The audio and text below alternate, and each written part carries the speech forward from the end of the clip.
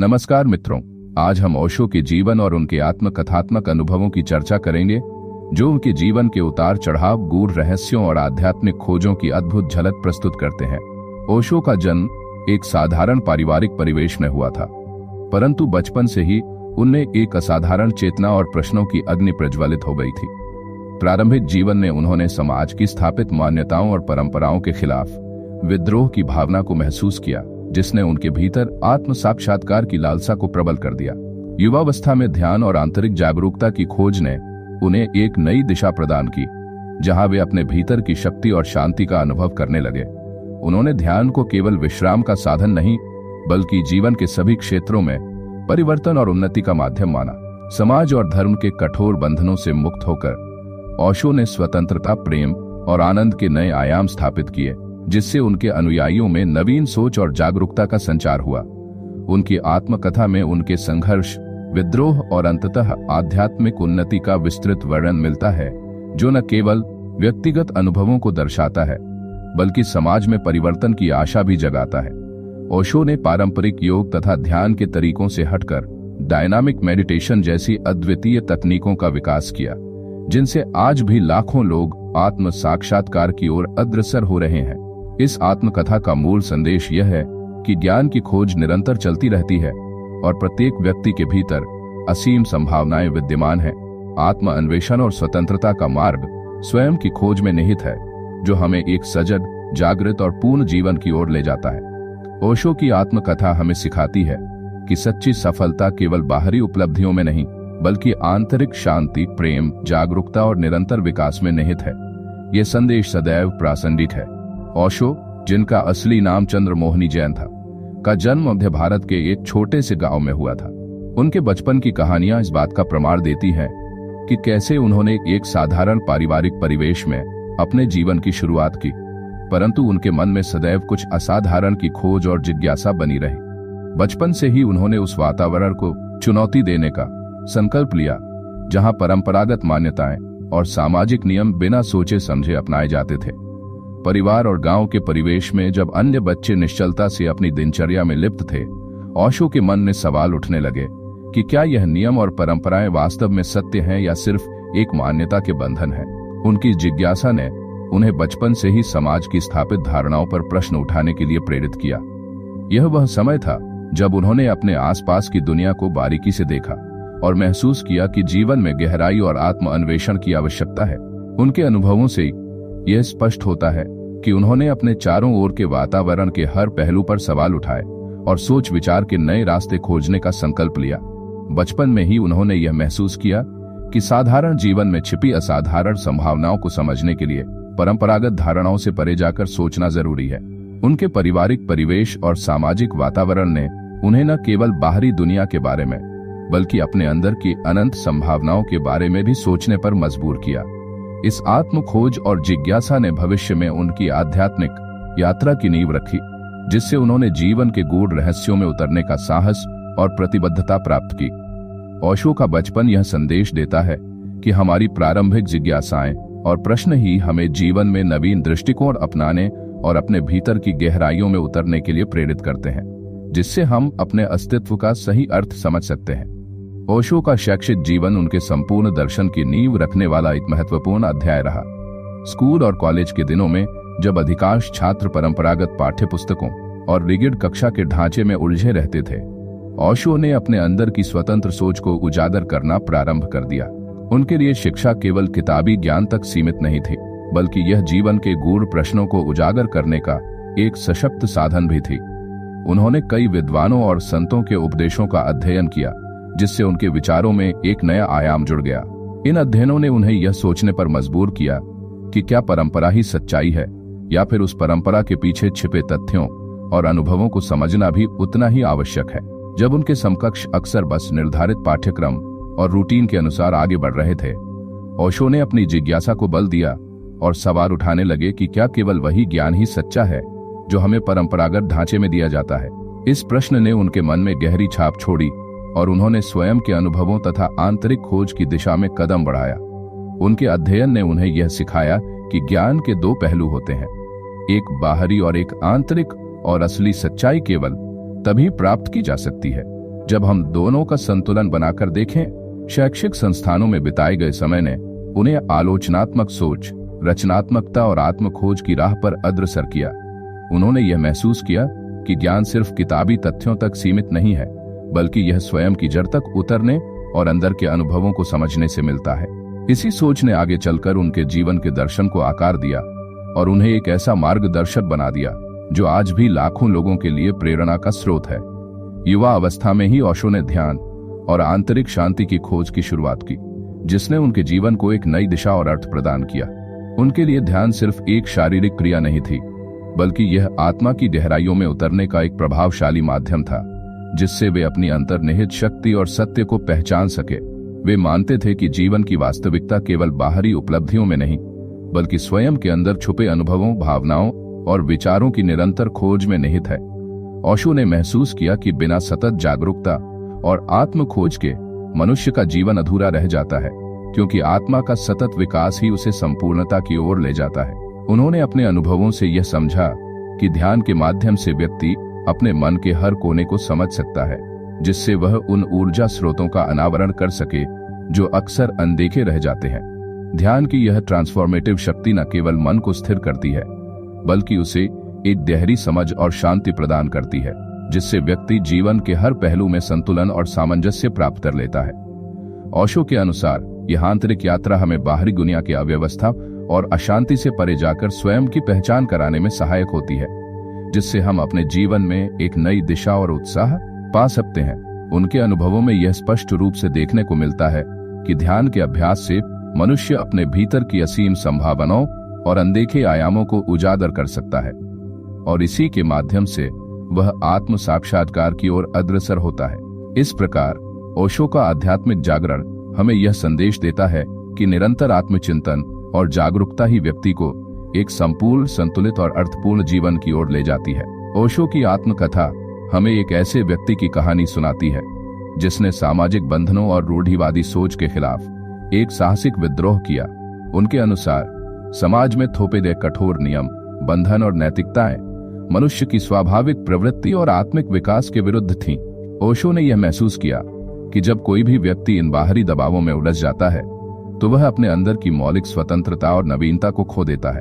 उन्होंने खुले दिल से यह सवाल उठाया कि क्या सच्ची आध्यात्मिकता केवल बाहरी अनुशासन में ही समाहित हो सकती है, या फिर उसमें उस भीतरी आजादी का भी समावेश होना चाहिए जो व्यक्ति को जीवन के विविध पहलुओं में सच्चे आनंद और रचनात्मकता की अनुभूति कराता है।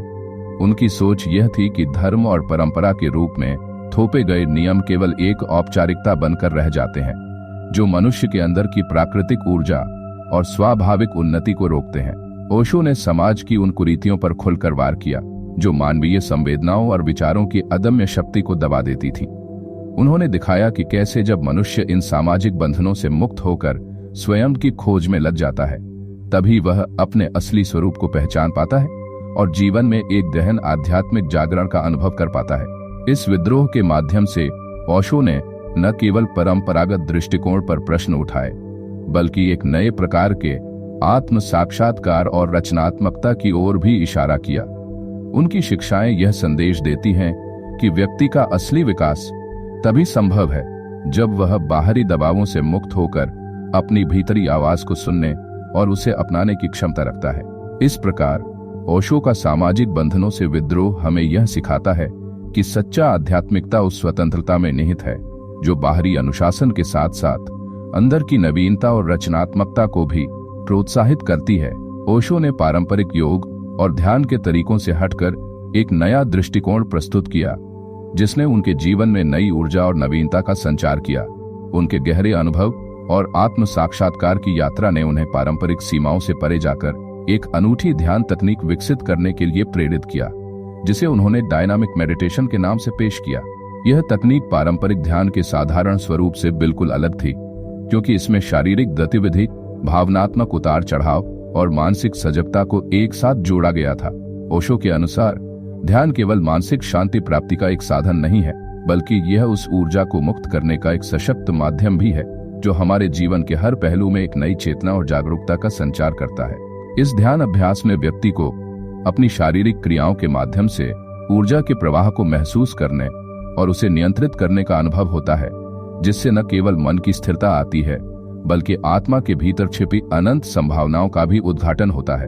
उन्होंने बताया कि जब हम अपने अंदर की अनियंत्रित ऊर्जा को पहचानते हैं और उसे सही दिशा में प्रवाहित करते हैं तो हम अपने जीवन में एक गहरी सजगता और मुक्ति का अनुभव करते हैं। डायनामिक मेडिटेशन आज भी विश्व भर में लोगों के लिए प्रेरणा का स्रोत है, क्योंकि यह न सिर्फ शारीरिक और मानसिक राहत प्रदान करता है बल्कि एक नए दृष्टिकोण से जीवन के विभिन्न पहलुओं में संतुलन और रचनात्मकता भी लाता है। ओशो की यह नवीन तकनीक हमें यह संदेश देती है कि आत्मिक उन्नति और जागरूकता का मार्ग बाहरी अनुशासन से अधिक अंदर की स्वतंत्रता और नवीनता में निहित है, जिससे हम एक पूर्ण, सजग और मार मुक्त जीवन की ओर अग्रसर हो सकते हैं। ओशो की आत्मकथा में उनकी युवा अवस्था के संघर्ष और अनुभवों का विस्तृत और मार्मिक वर्णन मिलता है, जिसने उन्हें एक गहरे आत्म साक्षात्कार की ओर अग्रसर किया। उनके जीवन के प्रारंभिक वर्षों में जब समाज और परिवेश की ओर से उम्मीदें और दबाव लगातार बने रहे, तब उन्होंने अपने अंदर उठ रहे द्वंद्व और विरोधाभासों से जूझना शुरू किया। वह एक ऐसे दौर से गुजरे जहां हर कदम पर सवाल थे, अपने अस्तित्व की पहचान, अपने विचारों की स्वतंत्रता और उस अनजानी शक्ति की खोज जो उनके भीतर छिपी थी। इन संघर्षों ने उन्हें न केवल मानसिक रूप से चुनौती दी बल्कि उनके भीतर की उन अनदेखी शक्तियों को भी जगाने में महत्वपूर्ण भूमिका निभाई। ओशो ने महसूस किया कि जीवन में आने वाले ये द्वंद्व और चुनौतियां वास्तव में आत्मखोज की प्रक्रिया का हिस्सा है, जिनके माध्यम से हम अपनी असली पहचान तक पहुंच सकते हैं। उनके अनुभव बताते हैं कि कैसे युवा अवस्था के संघर्ष ने उन्हें अपने भीतर के गहरे रहस्यों और संभावनाओं से परिचित कराया। जब वे अपने भीतरी द्वंद्वों का सामना कर रहे थे, तब उन्होंने यह समझा कि ये संघर्ष एक प्रकार का साधन है जो व्यक्ति को उसके वास्तविक स्वरूप की ओर ले जाते हैं। उन्होंने महसूस किया कि जब हम अपने अंदर की विरोधाभासों को स्वीकार करते हैं और उन्हें समझते हैं, तभी हम उस अदृश्य ऊर्जा को पहचान पाते हैं जो हमारे भीतर असीम संभावनाओं का भंडार है। इस आत्मखोज की प्रक्रिया ने उन्हें एक ऐसे मुकाम पर पहुंचा दिया जहां पर वे न केवल अपने आप को बल्कि जीवन के हर पहलू को नए दृष्टिकोण से देखने लगे। ओशो का यह संघर्षपूर्ण और अनुभवों से भरपूर युवा काल हमें यह सिखाता है कि असली आत्म साक्षात्कार तभी संभव है जब हम अपनी भीतरी जंग को स्वीकार कर उसमें छिपी शक्ति और संभावनाओं का ज्ञान प्राप्त करें, जिससे हम एक संतुलित, जागरूक और स्वतंत्र जीवन की ओर अग्रसर हो सकें। जैसे जैसे उम्र बढ़ी, ओशो ने अपने विचारों और शिक्षाओं में गहरे परिवर्तन का अनुभव किया, जो उनके जीवन के एक नए अध्याय की शुरुआत का प्रतीक था। इस दौर में उन्होंने आध्यात्मिकता को केवल ध्यान या साधना तक सीमित नहीं रखा, बल्कि उसे जीवन के प्रत्येक क्षेत्र में उतारने का साहसिक प्रयोग किया। ओशो ने यह समझा कि आध्यात्मिकता का असली स्वरूप केवल बैठकर ध्यान लगाने में नहीं, बल्कि प्रेम, संबंधों, सामाजिक मेलजोल और मनोवैज्ञानिक विकास में भी निहित है। उन्होंने अपने अनुभवों के आधार पर यह सिद्ध करने का प्रयास किया कि जीवन में संतुलन और नवीनता तभी संभव है जब हम अपने अंदर के विभिन्न आयामों को समझें और उन्हें विकसित करें। इस परिवर्तनशील अवधि में ओशो ने पारंपरिक आध्यात्मिकता की सीमाओं को तोड़ते हुए एक व्यापक दृष्टिकोण अपनाया, जिससे प्रत्येक व्यक्ति को यह एहसास हो कि वह अपने जीवन के हर पहलू में सजगता और रचनात्मकता ला सकता है। उन्होंने प्रेम और संबंधों को एक ऐसी शक्ति के रूप में देखा जो न केवल व्यक्तिगत खुशी में योगदान देती है, बल्कि सामाजिक विकास और मनोवैज्ञानिक उन्नति के लिए भी अनिवार्य है।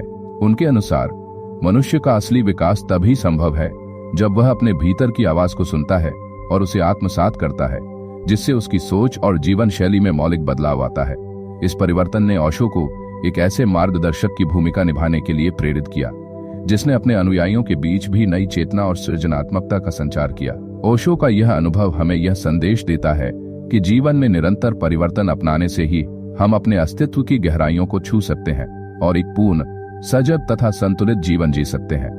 ओशो ने आधुनिकता और परंपरा के टकराव को एक गहन और विचारशील दृष्टिकोण से समझा, जहां उन्होंने आधुनिक समाज में तेजी से बदलते मूल्यों और परंपरागत विचारों के संघर्ष को न केवल एक चुनौती के रूप में देखा, बल्कि उसे व्यक्तिगत अनुभवों और आंतरिक स्वाभाविकता के विकास का एक अवसर भी माना।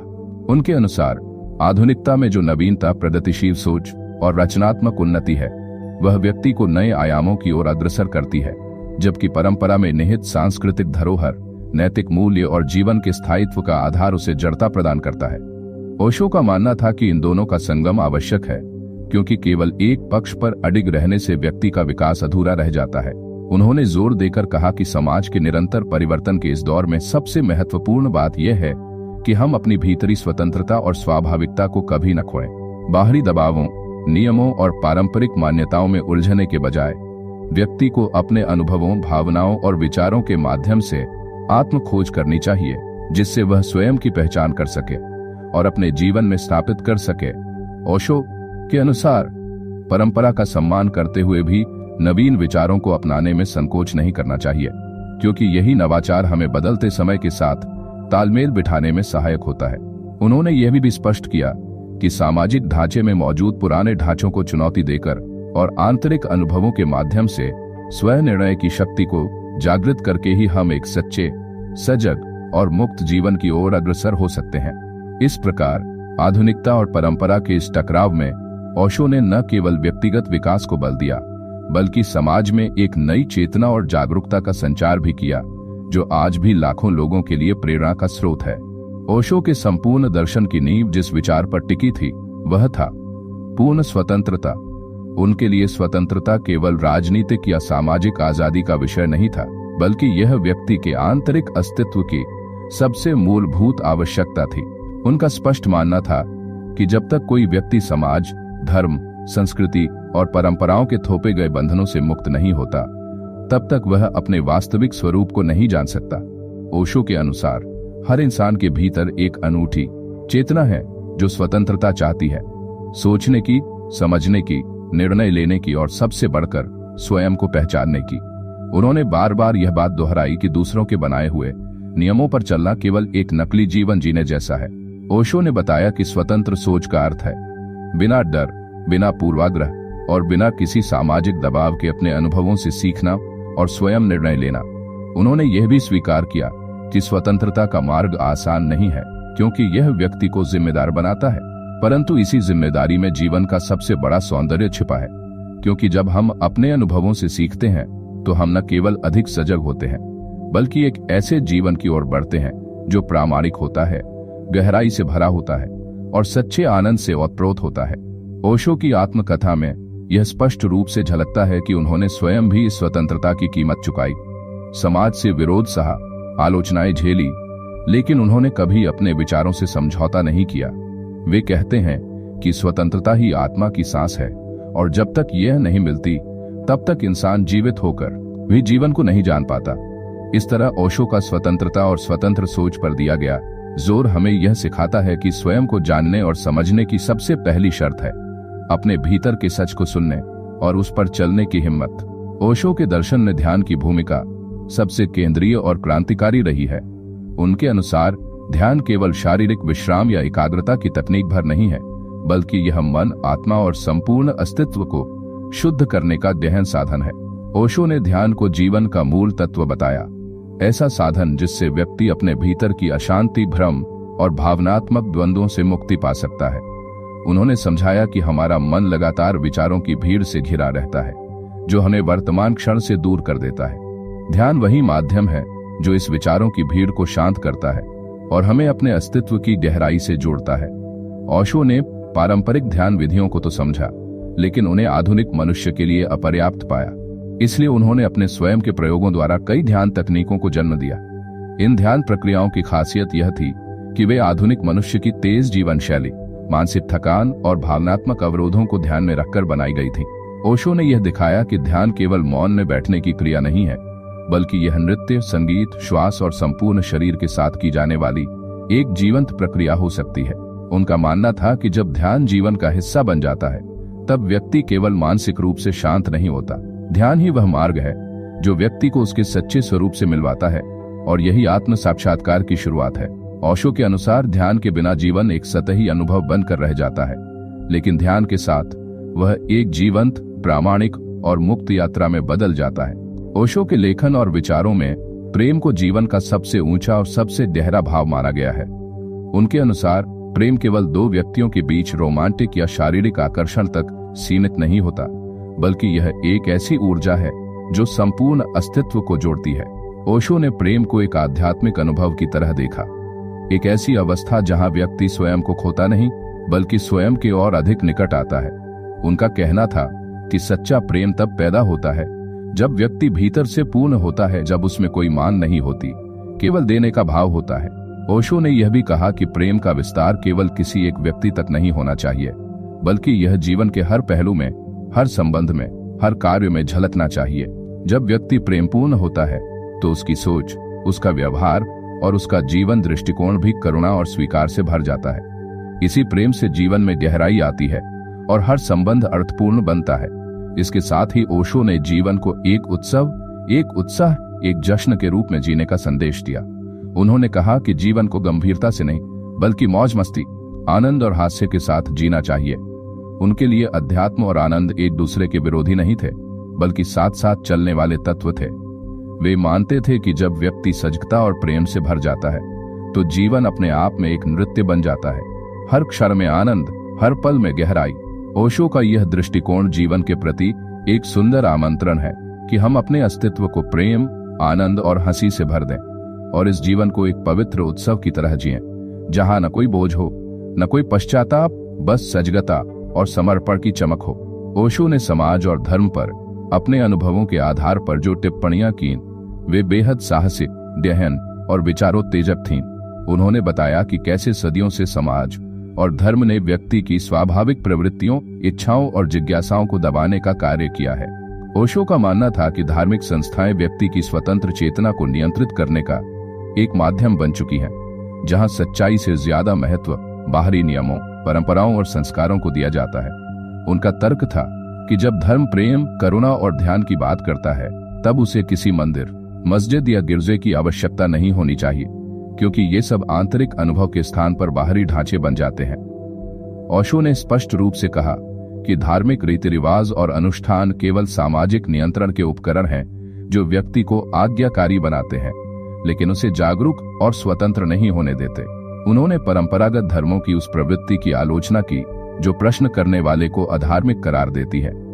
ओशो ने बताया कि सच्ची आध्यात्मिकता तब पैदा होती है जब व्यक्ति स्वयं के अनुभव से सत्य को पहचानता है, न कि किसी शास्त्र, पुरोहित या गुरु के बताए मार्ग पर आंख मूंद कर चलकर। ओशो की आत्मकथा में यह साफ झलकता है कि वे धर्म के मूल तत्व प्रेम, ध्यान, मौन और करुणा को स्वीकार करते हैं, लेकिन धर्म के नाम पर जो दिखावा, पाखंड और नियंत्रण चलता है, उसका उन्होंने घोर विरोध किया।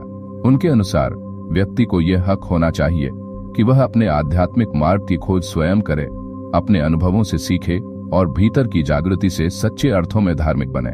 ओशो का यह दृष्टिकोण आज भी हमें यह सिखाता है कि धर्म का सार किसी संस्था में नहीं, बल्कि हमारी आत्मा की स्वतंत्र उड़ान में छिपा है। ओशो का जीवन और उनकी शिक्षाएं हमेशा से ही सामाजिक व्यवस्था और पारंपरिक सोच के लिए एक चुनौती रही हैं। उनके विचारों की धार इतनी तेज थी कि वह सीधे सीधे समाज की जड़ बनी मान्यताओं, धर्म की रूढ़ियों और नैतिकता के परंपरागत ढांचों को कटघरे में खड़ा कर देती थी। ओशो ने जो कहा वो सहजता से समझ में तो आता था, लेकिन उसे स्वीकार करना हर किसी के लिए आसान नहीं था। इसी कारणवश समाज के बहुत से वर्ग उनके विचारों से असहज हुए और उन्हें एक विद्रोही, अराजक और कई बार खतरनाक भी समझा गया। ओशो के जीवन शैली में भी एक अलग ही स्वतंत्रता और विलक्षणता थी। वे महंगे वस्त्र पहनते थे, रोल्स रॉयस कारों के शौकीन थे और फिर भी ध्यान, प्रेम और अध्यात्म की बात करते थे। यह विरोधाभास पारंपरिक सोच के लिए एक बड़ी उलझन बन गया। बहुतों को लगता था कि एक संत को सादा जीवन जीना चाहिए, लेकिन ओशो ने इस धारणा को तोड़ा और बताया कि अध्यात्म का संबंध बाहर की चीजों से नहीं, बल्कि भीतर की सजीवता से होता है। विवादों, आलोचनाओं और झूठे आरोपों के बीच भी ओशो ने कभी अपने विचारों से समझौता नहीं किया। उन्होंने अपने हर प्रवचन में यही जोर दिया कि सत्य को कहने के लिए किसी स्वीकृति की आवश्यकता नहीं होती। उन्होंने पूरी निर्भीकता और स्पष्टता से समाज के खोखलेपन को उजागर किया और बताया कि कैसे भय, अपराध बोध और परंपराओं के जाल में फंसा व्यक्ति कभी अपने अस्तित्व की गहराई को छू ही नहीं पाता। ओशो की आत्मकथा यह भी दिखाती है कि वे केवल एक आध्यात्मिक गुरु नहीं थे, बल्कि एक ऐसे सामाजिक चिंतक थे जिन्होंने हमें यह सिखाया कि सत्य बोलना, भले ही वह असहज हो, एक साहसिक कार्य है और यही साहस व्यक्ति को भीतर से आजाद करता है। ओशो का जीवन केवल एक आध्यात्मिक साधक की यात्रा नहीं था, बल्कि यह उस व्यक्ति की कहानी भी थी जिसने सामाजिक, धार्मिक और राजनीतिक ढांचों को खुली चुनौती दी। उनके विचारों की तीव्रता और उनकी अभिव्यक्ति की स्वतंत्रता ने उन्हें समाज के उन वर्गों के लिए असुविधाजनक बना दिया जो व्यवस्था, नियंत्रण और सत्ता के स्तंभों पर टिके हुए थे।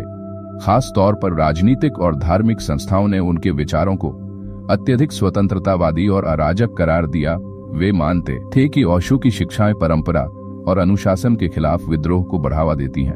कई धार्मिक नेताओं और संगठनों को ओशो की यह बात बिल्कुल स्वीकार नहीं थी कि व्यक्ति को ईश्वर, मोक्ष या धार्मिकता के लिए किसी संस्था या गुरु की जरूरत नहीं है। ओशो ने बार बार कहा कि प्रत्येक व्यक्ति के पास आत्म जागरण की क्षमता है और उसे बस सजगता, प्रेम और ध्यान की आवश्यकता है, नॉट ब्लाइंड फेथ। इसी विचार ने उन्हें पारंपरिक धार्मिक ढांचों से अलग खड़ा कर दिया। राजनीतिक रूप से भी ओशो को कई बार गलत समझा गया। उनके अमेरिका में स्थापित रजनीशपुरम आश्रम ने विशेष रूप से मीडिया और सरकार का ध्यान आकर्षित किया, जिसके कारण वे कई कानूनी और सामाजिक विवादों में घिरे। कुछ अनुयायियों की चरम गतिविधियों के कारण उन्हें दोषी ठहराया गया, जबकि ओशो ने स्पष्ट किया कि उनका उद्देश्य कभी किसी राजनीतिक आंदोलन का हिस्सा बनना नहीं था, बल्कि केवल व्यक्ति की स्वतंत्रता और चेतना को जगाना था। उनकी आत्मकथा में यह विरोधाभास स्पष्ट रूप से झलकता है कि कैसे एक व्यक्ति जो केवल ध्यान, प्रेम और स्वतंत्रता की बात करता है, उसी को सबसे ज्यादा विरोध का सामना करना पड़ा। लेकिन शायद यही उनके जीवन को और भी बहुआयामी और प्रेरणादायक बनाता है, क्योंकि जहां विरोध होता है वहीं क्रांति का बीज भी अंकुरित होता है। ओशो की आत्मकथा हमें यह समझने का अवसर देती है कि जीवन केवल घटनाओं का क्रम नहीं, बल्कि एक गहन शोध है, एक निरंतर यात्रा जो हमें अपनी सच्चाई की ओर ले जाती है। ओशो ने अपने जीवन के हर चरण में खुद से सवाल किए, अपने भीतर झांका और जो अनुभव उन्होंने प्राप्त किए उन्हें बिना किसी लाग लपेट के दुनिया के सामने रखा। उन्होंने कभी यह दावा नहीं किया कि उनके पास कोई अंतिम सत्य है, बल्कि यह कहा कि सत्य की खोज ही जीवन का असली उद्देश्य है। उनका जीवन इस बात का उदाहरण है कि व्यक्ति जितना अधिक अपने भीतर उतरता है, उतना ही वह अपने बाहरी जीवन में स्पष्टता और उद्देश्य लेकर आता है। ओशो ने स्पष्ट किया कि जब हम समाज के नियमों, धार्मिक अनुष्ठानों और पारंपरिक मान्यताओं में उलझे रहते हैं, तब हम धीरे धीरे अपनी आंतरिक शक्ति और मौलिकता को खो देते हैं। हमें बताया जाता है कि जीवन कैसा होना चाहिए, लेकिन कोई यह नहीं कहता कि तुम स्वयं क्या अनुभव करते हो, तुम्हारा सच क्या है। ओशो ने यही सवाल उठाया, तुम कौन हो? और यही प्रश्न उन्होंने अपने शिष्यों और पाठकों के सामने भी रखा। उनकी आत्मकथा में ऐसे अनेक प्रसंग हैं जहां उन्होंने न केवल जीवन की बाहरी घटनाओं का विश्लेषण किया, बल्कि यह भी बताया कि उन घटनाओं ने उनके अंदर क्या बदलाव लाया। चाहे वह ध्यान के माध्यम से प्राप्त हुई गहन शांति हो या फिर समाज और सत्ता द्वारा किया गया विरोध, हर अनुभव उन्हें एक नए बोध की ओर ले गया।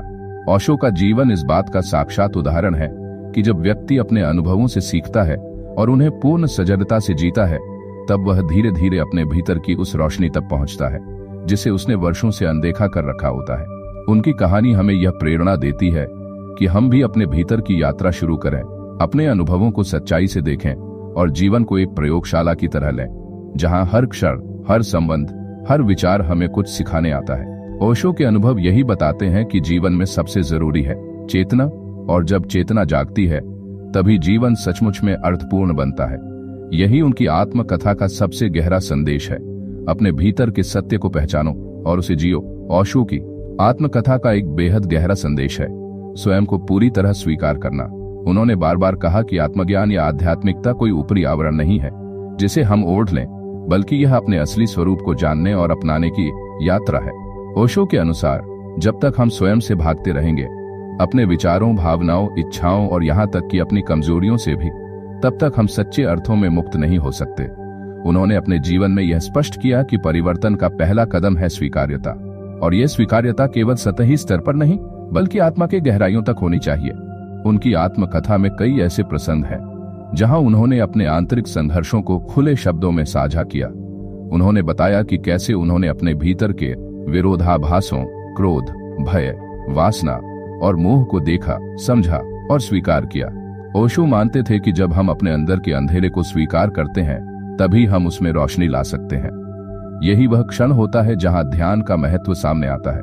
ध्यान, उनके अनुसार, केवल बैठकर आंखें बंद करना नहीं है, यह एक जीवन पद्धति है जहां आप अपने हर अनुभव, हर भावना, हर विचार को बिना किसी निर्णय के देखना सीखते हैं। ओशो ने यह भी कहा कि समाज हमें हमेशा दूसरों जैसा बनने की शिक्षा देता है। ये करो वैसा बनो, यह मत सोचो। लेकिन असली स्वतंत्रता तब आती है जब हम अपनी मौलिकता को समझते हैं और उसे पूर्णतः अपनाते हैं। यही स्वाभाविकता हमें अंदर से मजबूत बनाती है। उन्होंने कहा कि हर व्यक्ति के भीतर अनंत संभावनाएं छिपी हैं, लेकिन उन्हें जगाने के लिए पहले स्वयं को पूरी तरह जानना होगा और जानने के लिए स्वीकार करना होगा। उनकी आत्मकथा हमें यह सिखाती है कि आत्म स्वीकृति कोई कमजोरी नहीं, बल्कि यह साहस का सबसे सच्चा रूप है। यह वह धरातल है जहां से आत्म विकास की असली यात्रा शुरू होती है। ओशो का जीवन और उनके अनुभव हमें प्रेरित करते हैं कि हम अपने भीतर झांकें, अपने पूरे अस्तित्व को स्वीकार करें और वहीं से अपनी चेतना की उड़ान शुरू करें। यही सच्ची आध्यात्मिकता है। ओशो की आत्मकथा का एक अत्यंत प्रेरणादायक पक्ष यह है कि उन्होंने आध्यात्मिकता को रहस्यमय या कुछ विशिष्ट लोगों तक सीमित नहीं रखा। उनके अनुसार आध्यात्मिक जागृति हर व्यक्ति के भीतर संभावित है, चाहे वह किसी भी वर्ग, जाति, धर्म या पृष्ठभूमि से क्यों न आता हो। उन्होंने कहा कि चेतना कोई बाहरी उपलब्धि नहीं, बल्कि एक आंतरिक संभावना है जिसे केवल जागृत करने की आवश्यकता है। उन्होंने यह विचार बड़ी सरलता और प्रभावशाली ढंग से रखा कि आध्यात्मिक अनुभव मंदिरों, आश्रमों या हिमालय की गुफाओं में ही नहीं होते, बल्कि वे तो हमारे रोजमर्रा के जीवन में भी घट सकते हैं, अगर हम सजग हो जाएं। ओशो ने इस बात पर जोर दिया कि साधारण कार्यों जैसे चलना, खाना, बात करना, हंसना, ये सभी भी गहरे ध्यान और जागरूकता से भरे हो सकते हैं। उन्होंने ध्यान को एक क्रिया से बढ़कर जीवन की कला बना दिया। उनके अनुसार जब आप पूरी चेतना के साथ किसी कार्य में होते हैं, तब वही क्षण आध्यात्मिक बन जाता है। इस दृष्टिकोण से ओशो ने ध्यान और साधना को आम जनमानस के लिए सुलभ बना दिया। यह उनकी सबसे बड़ी विशेषताओं में से एक थी, आध्यात्मिकता को जटिलता से मुक्त कर सरलता और सहजता से जोड़ देना। उनकी आत्मकथा में यह भी देखा जा सकता है कि उन्होंने अपने जीवन के अनुभवों को केवल अपने तक सीमित नहीं रखा। उन्होंने उन अनुभवों को इस तरह साझा किया कि वे हर व्यक्ति के भीतर गूंज सकें। उन्होंने बार बार कहा कि हर मनुष्य में परिवर्तन की क्षमता होती है, लेकिन उसे बाहर से नहीं, भीतर से जगाना होता है। यह जागरण कोई चमत्कार नहीं, बल्कि सतत आत्मावलोकन, ध्यान और स्वीकृति की प्रक्रिया है। ओशो का समग्र दृष्टिकोण हमें यह सिखाता है कि आध्यात्मिक जागृति कोई लक्ष्य नहीं, बल्कि एक जीवंत प्रक्रिया है जो हर क्षण, हर सांस में घट सकती है, अगर हम पूरी सजगता और स्वीकार्यता के साथ जीवन को देखें। उनकी आत्मकथा हमें आम जीवन को ही असाधारण अनुभवों की भूमि में बदलने की कला सिखाती है। यही उनका वास्तविक संदेश है। आध्यात्मिकता को जीवन के हर क्षण में उतारो, क्योंकि वही तो असली जागृति है। ओशो का जीवन और उनकी शिक्षाएं आज भी लाखों लोगों के जीवन में रोशनी की तरह जल रही हैं। उन्होंने हमें यह सिखाया कि सच्ची आध्यात्मिकता कहीं बाहर नहीं, बल्कि हमारे अंदर ही है। यह कोई नियमों और अनुशासन की कठोर प्रणाली नहीं, बल्कि आंतरिक जागरूकता, स्वतंत्रता और प्रेम की एक जीवंत अनुभूति है। ओशो ने कहा कि हर इंसान के भीतर एक अनंत स्रोत छिपा हुआ है, बस जरूरत है उसे पहचानने और उससे जुड़ने की। यही पहचान ही असली मुक्ति है, और यही उनकी आध्यात्मिक दृष्टि की नींव थी। उनकी आत्मकथा में ओशो ने अपने जीवन की उन घटनाओं को साझा किया है जिन्होंने उन्हें इस गहन बोध की ओर अग्रसर किया, चाहे वो बचपन के अनुभव हों, कॉलेज में विचारों के टकराव, समाज की रूढ़ियों के खिलाफ उनका विद्रोह, या फिर ध्यान की गहराइयों में उतरने की उनकी साधना। हर मोड़ पर उनका उद्देश्य एक ही रहा, स्वयं को जानना और उसी अनुभव को दुनिया के साथ बांटना। उन्होंने कभी किसी पर अपने विचार थोपने की कोशिश नहीं की, बल्कि हमेशा लोगों को स्वयं सोचने, प्रश्न करने और अपने अनुभवों से सत्य को जानने के लिए प्रेरित किया। ओशो के विचारों ने न केवल भारत में बल्कि विश्व भर में क्रांति ला दी। उनकी ध्यान तकनीकें जैसे डायनामिक मेडिटेशन और नाद ब्रह्म मेडिटेशन आज भी दुनिया भर के ध्यान केंद्रों में अपनाई जाती है। उन्होंने ध्यान को एक जीवंत, गतिशील और आधुनिक अभ्यास में परिवर्तित किया, जिससे युवा और व्यस्त जीवन जीने वाले लोग भी इससे जुड़ सकें। उनके प्रवचनों और पुस्तकों का अनुवाद सैकड़ों भाषाओं में हुआ है, और आज भी दुनिया के कई देशों में ओशो के आश्रम और ध्यान केंद्र सक्रिय हैं। ओशो का प्रभाव केवल आध्यात्मिक नहीं रहा, बल्कि उन्होंने मनोविज्ञान, दर्शन विज्ञान, प्रेम, संबंध, शिक्षा और जीवन के लगभग हर पहलू पर गहरी दृष्टि दी। उन्होंने लोगों को यह सिखाया कि जीवन एक उत्सव है, इसे बोझ नहीं बल्कि एक अवसर की तरह जियो। उनके शब्द आज भी जीवंत हैं, उनके विचार आज भी प्रासंगिक हैं और उनका प्रभाव आज भी अनंत है। उनकी आत्मकथा केवल एक व्यक्ति की कहानी नहीं, बल्कि यह उस चेतना की गाथा है जो अपने अनुभवों के माध्यम से संसार को दिशा दे गई। ओशो वास्तव में एक ऐसे प्रकाश स्तंभ है जिनकी रोशनी समय की सीमाओं से परे है। ओशो की आत्मकथा का अंत होते होते पाठक के मन में एक गहरी हलचल उत्पन्न होती है, एक आंतरिक स्पंदन जो हमें हमारे जीवन की दिशा पर विचार करने के लिए प्रेरित करता है। यह पुस्तक केवल उनके जीवन की घटनाओं का दस्तावेज नहीं है, बल्कि यह आत्मखोज की एक ऐसी यात्रा है जो हर पाठक को अपने ही भीतर झांकने के लिए आमंत्रित करती है। ओशो हमें यह समझाते हैं कि जीवन में ज्ञान की खोज कभी पूरी नहीं होती, क्योंकि यह यात्रा बाहरी नहीं बल्कि अंतहीन रूप से आंतरिक होती है। यह आत्मकथा हमें आत्मनिरीक्षण की राह दिखाती है, वह राह जहां हम अपने भीतर के द्वंद्वों, अपने झूठे मुखौटों और सामाजिक बंधनों को पहचानकर धीरे धीरे उनसे मुक्त होते हैं। ओशो का संदेश साफ है, जब तक हम स्वयं को पूरी तरह नहीं स्वीकारते तब तक हम किसी भी आध्यात्मिकता को सच्चे अर्थों में अनुभव नहीं कर सकते। उनका यह दृष्टिकोण हमें प्रेरित करता है कि हम अपनी कमजोरियों, अपनी असुरक्षाओं और अपनी अनदेखी क्षमताओं को खुले दिल से स्वीकारें। ओशो की कहानी केवल उनके व्यक्तित्व की नहीं, बल्कि एक ऐसी चेतना की कहानी है जो हर मानव के भीतर मौजूद है, बस उसे जगाने की आवश्यकता है। यह आत्मकथा हमें बार बार यह स्मरण कराती है कि जीवन कोई बोझ नहीं, बल्कि एक सुंदर अवसर है जिसे हमें सजगता, प्रेम और स्वतंत्रता से जीना चाहिए। यह एक आह्वान है कि हम अपने भीतर की आवाज को सुनें, अपनी राह स्वयं चुनें और एक ऐसा जीवन जिएं जो केवल अस्तित्व नहीं बल्कि सच्चे अर्थों में जीवन कहलाए। ओशो की विरासत यही है, जीवन को पूरी जागरूकता और आनंद के साथ जीने की कला।